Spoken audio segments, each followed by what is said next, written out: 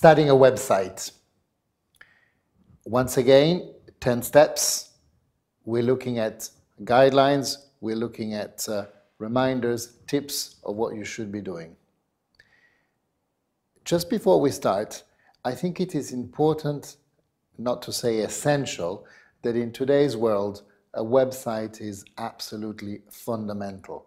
You meet someone and the next thing they do, they Google you and they look for your website and what is your presence on the web, on the net.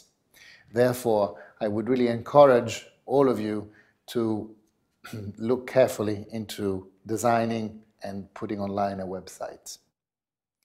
First thing to remember, a website, it is not a brochure, it's a different thing. The architecture of the website should be designed thinking carefully about the content and the tree structure of the pages, meaning once I enter the first page, what are the key chapters that I want to see, how do I click on them, where do I go? Design a software structure which is appropriate to your internal human resources. Today's system, such as the WordPress, means that you can actually do without the software house, which is quite important because you can actually update the website yourself, even from a smartphone. When I say update the website yourself, I actually mean it.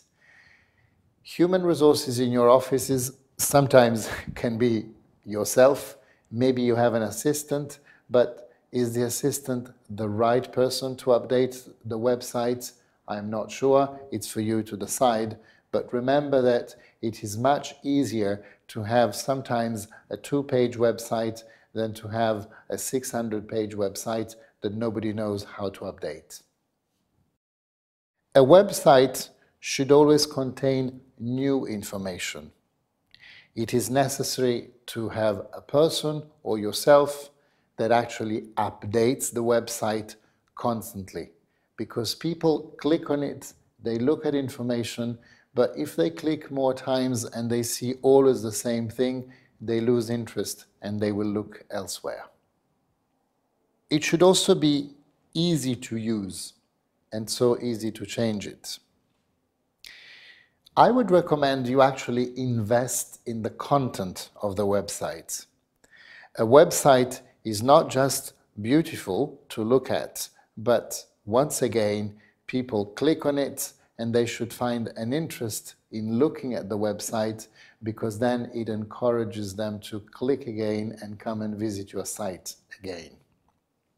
I would really encourage you to limit special effects, such as flash animations.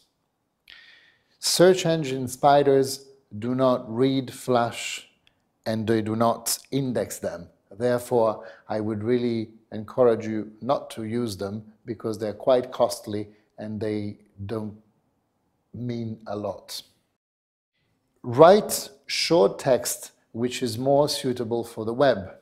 You're not writing into a journal, into a newspaper, into a magazine. It's a website. And so the text, the information should be short and easy to understand and to read. You should also pay specific attention to the images that you choose. A great photograph is valued 10,000 more than words. Don't overdo it though, because when you use a picture, a photograph, you should be very careful on the website to actually optimize the size for the website. We talked about DPI for different reasons. I think for the website, you should remember that it should not exceed 72 DPI, because otherwise it becomes too heavy. In terms of optimizing and images, quick reminder of the fact that today a video is also very important, but of course a video can be quite heavy. One suggestion would actually be to upload the video about a project, for example, on YouTube, and then you can embed it on your website. That's easy, it doesn't weigh a lot, and of course it gives extra information, and people like to click easily and get access to the video. You need to be proactive. The real work begins once your site is finished and it's online, and at that point you need to make sure how is the site found. Couple of key tips here. The first one is to optimize the search engine.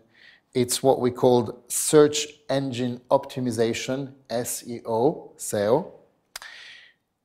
Ricordiamoci che SEO è gratis, quindi è importante. And it actually means that you identify keywords of how to find yourself and the website. For example, if you have a specific picture of a project, you should actually rename the picture with the name of the project or the name of the type of building, which therefore will be easier to find and to access. The second thing is what it's called SEM, which is a search engine marketing. Questo è a pagamento, but it's obviously also very useful because you invest on per click, but it's an investment for your future and the future of your company, yourself and your business. Search for new visitors, pushing the link on the website whenever possible, but also participate to thematic blogs. This really helps enhance your site and hopefully have more clicks and more visits.